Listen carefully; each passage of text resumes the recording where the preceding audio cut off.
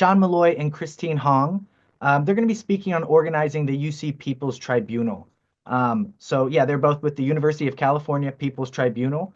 Sean Malloy is a professor of history and critical race and ethnic studies at UC Merced, and Christine Hong is a professor of critical race and ethnic studies and literature at UC Santa Cruz. Sean and Christine, thank you for being here. Please take it away. Thank you. I'll go ahead and begin and then I'll pass things over to Sean. So yes, the UC People's Tribunal, um, it represents a UC-wide collective of people. Sean and I are just two of the people that organize in this space. And we realized last spring, both during the time when the encampments were appearing and being organized on all the campuses, and in the wake of the intense police repression and raids on these encampments, that there was this wealth of information, research, so much stuff that had come out of this UC-wide campus-based organizing. This included information about Zionist donor influence. We had many different cases of the leadership or misleadership's persecution of anyone, professors, students, et cetera, staff, who were criticizing Zionism or even asserting a right of Palestinians to live. There's so much information about research complicity, war industry, investments. So much was coming out, even around mechanisms of repression. And so we really wanted to ensure that we could continue the struggle, especially as encampments were being dismantled through police force. And so we saw ourselves as very much participating in a long movement tradition of these anti-colonial justice forums. And these stem in part from the 1976 Algiers Charter and the Universal Declaration of the Rights of People. And these people's tribunals have historically, and they range politically, they've been organized from below and to the left, typically as a means of critiquing these cultures of impunity that basically shield the crimes of imperialism. And so, the Algiers Charter and the Universal Declaration of the Rights of People basically states that people have the right to free themselves from foreign domination. People have the right to fight for their liberation. And they also have the right to benefit from other people's assistance in their struggle. And we also kept in mind and that there needed to be, we're organizing in the University of California, both in and outside the University of California. We're organizing in the belly of the beast. And we had to ask ourselves, like, what is the work that we have to do? And we kept in mind that there needs to be an inside-outside dimension to this. James Baldwin in the late 60s, relative to the Vietnam War era International War Crimes Tribunal, he criticized this. And he said that for any indictment of US war crimes over in Southeast Asia to have any meaning at all, that the War Crimes Tribunal needed to be held in Harlem. And what he meant was that criminality over there had to also be paired with an unrecognized US criminality domestically. And and so we kept in mind this inside outside critique of what we were doing and the inside outside sort of dimension of any kind of anti imperialist endeavor in the heart of empire.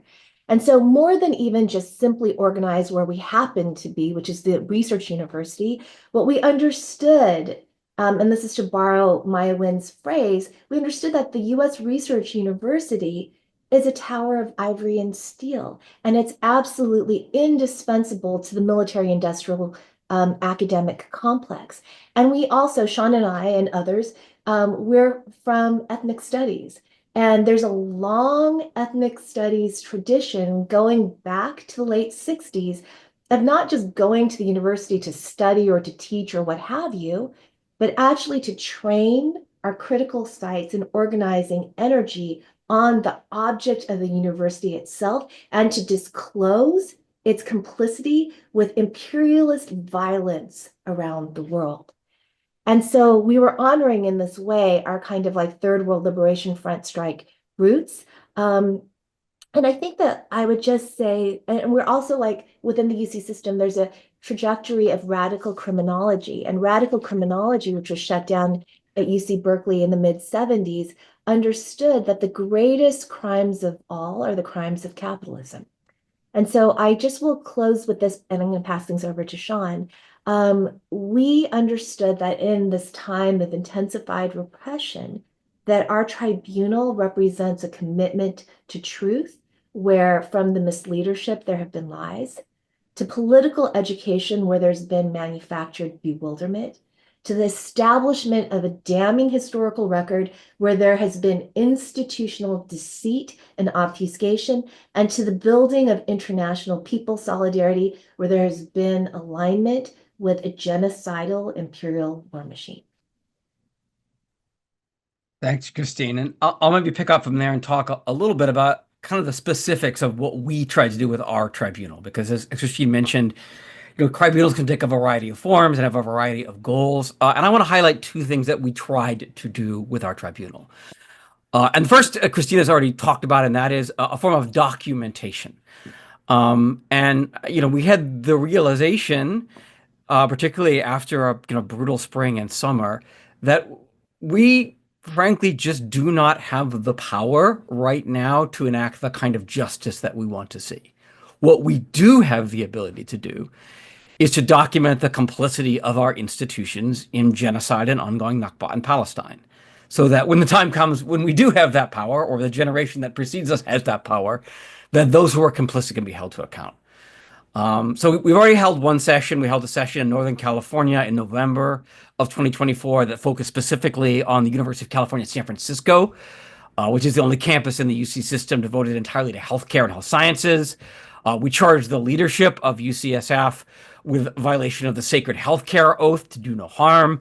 We charged them with persecution and repression of students, faculty, and staff who protested against genocide and ongoing Nakba. We protested against institutionalized Zionism and anti-Palestinian racism. We have a second session in the works for Southern California in May that's going to focus specifically on the complicity of the University of California with its investments in both Israel and the military-industrial complex, as well as on the police repression of student encampments. And while a lot of our kind of day-to-day labor goes into putting together these in-person sessions, our goals are not confined to just putting on a series of one-day events, right? If you want, our first session was on YouTube, right? You can watch all 8 hours of the testimony and charges.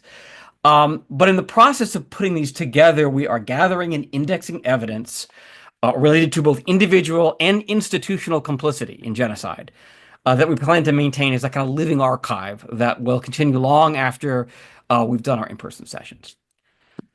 There's a second goal there, and I think it's maybe more relevant to the subject of today, although perhaps in a kind of dialectical way. And that is building collective power and creating alternative institutions. And I think, maybe kind of a little bit ironically, given the theme of today's session, the tribunal was born in part out of our fatigue with traditional forms of protest. Many of us involved in organizing the tribunal, and as Christine notes, there are a lot of us. We are two representatives of a collective of many. Many of us have been protesting our campus administrations and the UC regents for years, if not decades. And we have grown weary of constantly butting heads with institutions that have proven time and again that they are constitutionally incapable of operating in ways that are consistent with justice. I really resonated when Rachel said that she was tired of asking people to change things, and this was particularly clear to us in the response of the UC administration to the encampments last spring.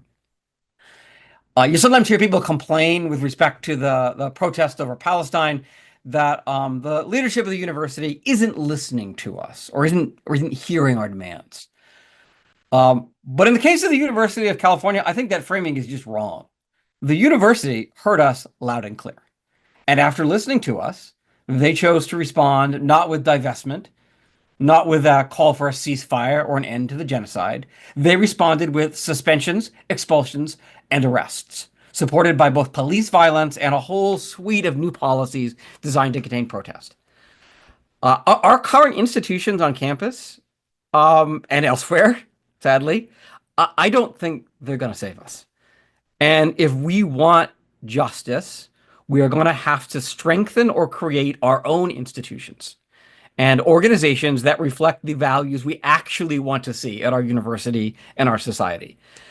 And so while, the ostensible organizing goal of the tribunal is to put on these sessions, holding the UC accountable, I think for a number of us, an important motive is to model ways that we can organize across various lines, students, faculty, staff, different positionalities, to build collective power for justice and to build for a longer movement, as Rachel said, right? And also, again, I very much resonate with Rachel's point about developing skills and the confidence to use them, right? That is incredibly important for a long movement. I think the last thing I'll say is this, that, in our efforts, we are guided by an uncompromising commitment to our principles. We are committed to the confidence that Linda Sarsour mentioned that we will prevail. But I think they're also guided by a sense of humility. These are difficult and trying times for anybody who wants to organize for justice. They were difficult under the previous administration, and they are likely to be even more difficult under this new administration. And I think if we're being honest with each other, we need to admit that we don't necessarily have an answer right now to how to best proceed in the current environment. And even if we did have an answer, that environment is changing rapidly. And none of that means that we're going to give up or surrender. But I think it means we need to have honest and searching conversations among each other, among those we trust, among our comrades, about what's working, what's not working, and be ready to shift our efforts when what we're doing no longer matches the material circumstances we find ourselves in. And I think gatherings like this one, and I want to say thanks to Roots Action and the Teaching Network for bringing together all these really inspiring people who I am humbled to be with. Gatherings like this, I think, are really, really important. Both because it's good to take sustenance in each other, and it's also good to at this current moment, check in with each other. What's working? What's not working? And I think conversations like this are going to be crucial because while our commitments may be firm, we need to be flexible in our tactics. And we need to recognize that something that worked in 1968 may or may not work in 2025. And having those conversations, I think, is really critical, and particularly as part of building institutions that embody the kind of values we want to see in the world. So thank you again to both to the folks putting this on and to all the panelists. It was fantastic listening to everybody. Thank you so much, Sean and Christine. Much appreciated. I do have several questions for you real quick, and then if we have time, I might do some Q&A with the whole group. I guess to start, what do you expect to get worse for campus organizing under this administration? Obviously, we know about just today announcing the visa purge for pro-Palestinian foreign students. So what else? What are the expectations? I mean, the problem is the template's already been set, right? The template was set under the previous administration. I mean, we work for the University of California in, deep blue, very liberal California. And the template for repression was rolled out by a Democratic governor in a Democratic state. I think absolutely it will get worse in terms of some of the legal tools applied against protesters, but our own universities, for example, several UC campuses were investigated under Title VI for claims of anti-Semitism. And those claims were settled because the UC said, oh, don't worry, we'll take care of this. We'll sort this out. That the university essentially agreed to be the cops. And so I think in many ways, while, yeah, absolutely, it's going to get worse, the template has already been set for us. And I don't want to say it is going to be identical. I do think there will be more repression. And particularly, I think the biggest problem will be the repression against Palestinian protests will be paired with these other multitude of violent actions taken against immigrants, right? That everybody is going to be under attack, and that makes it hard to support each other, but also super critical that we maintain that solidarity. Right. Yeah, you say the template has been set. We say, a similar thing we were saying during the last administration about Cop City in Georgia. Yep. This is happening under a Democratic president with two Democratic senators from Georgia. Yeah, what's going to happen under Republicans? So yeah, it's the same thing. We see this pattern everywhere. Okay, one more question. Because Christine mentioned capitalism, we got to get to it. What are the big capitalist interests opposing campus organizing now, or more generally historically? It's always been pressure against any kind of campus organizing, community organizing. We're the bad guys, even though we are the good guys. So, like, what's going on there? What is that dynamic? Is it about political power, fundraising, media? What's going on there? I mean, part Christine, of yeah, go this, ahead. I mean, we have a research university structure that took a different form during the Cold War period. And the entrenchment of university research with the military industrial academic complex was effectively achieved in that moment. You can backdate it somewhat, but it is, um, those are sort of not, you can't unlink those from each other. I'm reminded of something that Rachel was saying about like disrupting at these, weapons manufacturers and sort of disrupting the ability of these places to go on in terms of business as usual.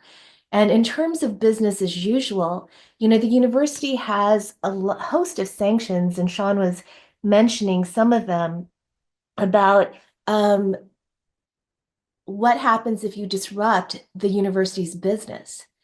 And the university's business, you can see that even demonstration operations teams, AKA DOT, okay, like these dots, they have as part of their sort of team structure, donor units, like units that have to do with um, cultivating like outside donors, and they get to weigh in.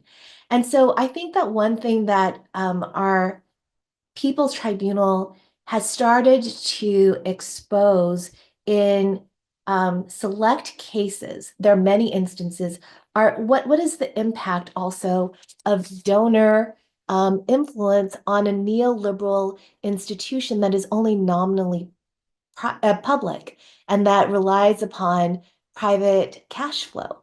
And here we looked at the Helen Diller Foundation. And the Helen Diller Foundation gives to the UC that it gave $1.5 billion. There is an entire cancer hospital at UCSF that is called the Helen Diller Hospital. Yet what else? Where did this money come from? This is money that came from a Zionist family that funds all manner of, like, it funds Canary Mission, it funds JINSA, funding cross training between Israeli and US police forces, training them to view local populations as terrorists. It does all manner of stuff like this. And it also, oh, sorry, I'm having my own moment. Okay. My So many assistants today. my assistant is coming. Hunter, no, I was going to say that with regard to um, oh, what was I going to say? It was but the Helen Diller family also, where did its money come from? It came from corporate real estate. And so, like corporate real estate and a blocking of, um, you know, rent control measures, and other sort of, when we start to look at Zionist donor influence, it was also a portrait of all manner of ills. That impact. Another big family is the Resnick family. The Resnicks are the pistachio farmers, that you've probably heard about. So like this is another huge donor to the UC. And so part of our research has been really looking into how what actually contributes to repression of the UC is actually kind of bad for the majority of the people. Sean, do you want to add anything? I mean, I think that's a great summary. I would just add that capitalism is ultimately antithetical to any kind of true democracy, whether it's in the university or elsewhere. That's it. Cool. That's simple as. Right.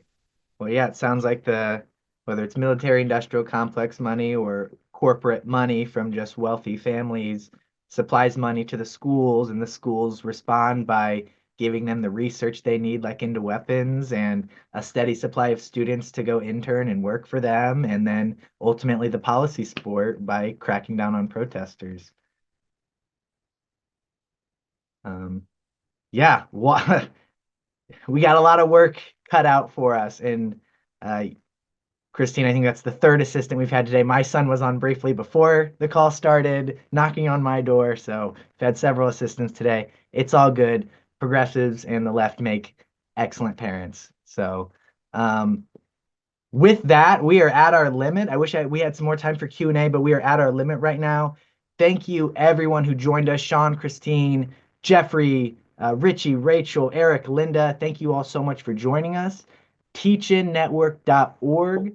Please head over there, check it out, get involved. If you're not sure what to do, that's okay. Just reach out and we will get you started organizing your own teach-in. We have several more on the docket for the next couple months, and you will be hearing from us about those.